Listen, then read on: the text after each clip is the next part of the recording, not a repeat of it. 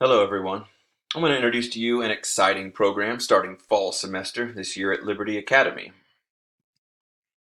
Liberty Academy is Liberty Public School District's alternative high school. We are headed into the third year of an entirely project-based approach. Our student body consists of less than 100 ninth through 12th graders. We have no bell schedule and really no traditional classes. Students earn credit through online courses and by embedding state standards into two or more semester-long projects.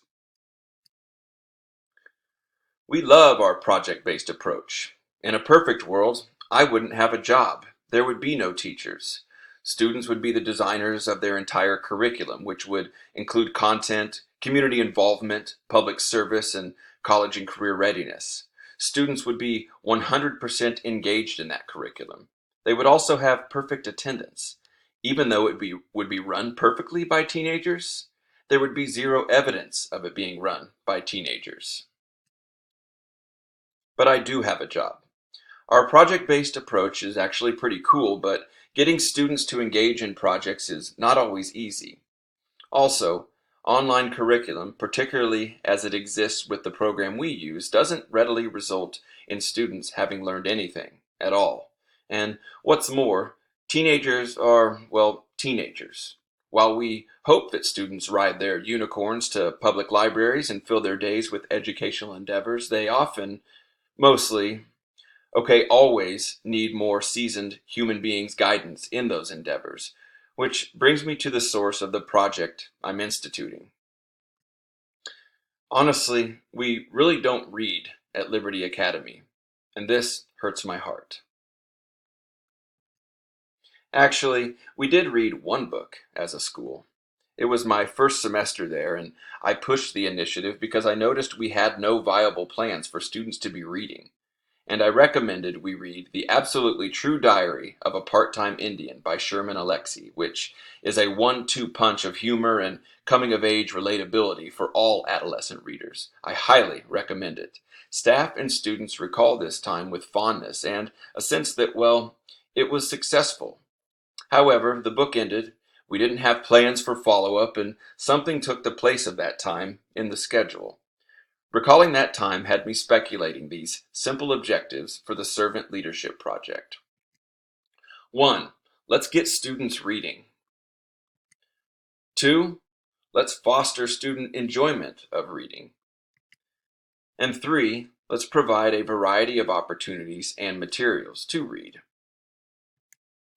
I first had to get my team involved. I told them we have to do something where we're currently doing nothing, and I pitched some initial ideas to them.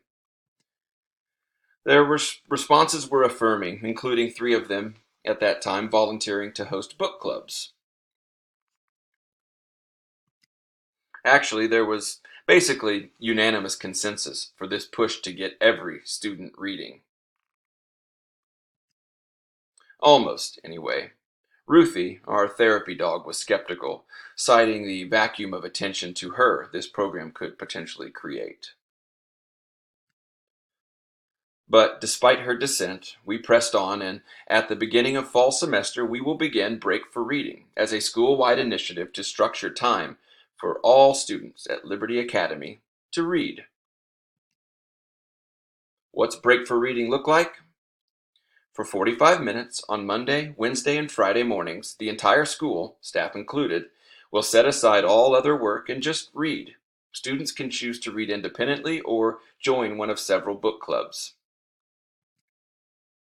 Students who choose to read independently will be required to read at least the first 20 minutes, after which they may continue to read or work silently on something else. We have 3 teachers, 1 principal, and 1 counselor committed to hosting small groups for book clubs, which will include plans for reading silently and out loud, as well as discussion and individual reflection. In addition to providing a variety of opportunities for students to read, we also want to stimulate a culture of reading at Liberty Academy. We will have a highly visible display of what specific staff members are currently reading. Also, adding to our small but engaging library collection, we will purchase more high-interest titles, including small sets for book clubs and more graphic novels. Further, we will be taking monthly walks to the public library, which is just a half-mile away, giving students more choice in material. And Break for Reading will contribute to students' ELA credit.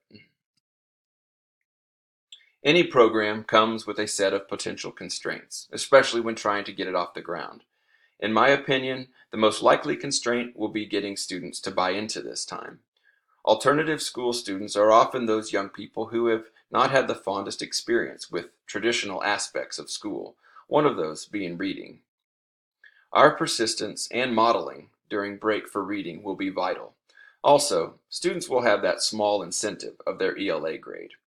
And should we need it, we do have plans for a holding room if a student cannot remain quiet during this time. We can also expect there to be budget issues in supplying the materials we want. However, we're a smaller school, so the need is smaller. Plus, my boss is a former English teacher. I don't have to twist her arm for any aspect of this. We'll also have the public library close by to get books in students' hands. Another foreseeable constraint is staff resilience in rolling this program out. With everything else a teacher has on their plate, it's unrealistic to expect them to keep any given program at the top of their list of priorities, but we're a very small staff, so it's noticeable when someone is struggling to follow through.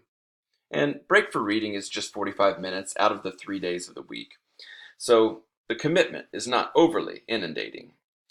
These potential constraints also present opportunities for me to utilize the servant leadership tools for communication that I've gathered in this course.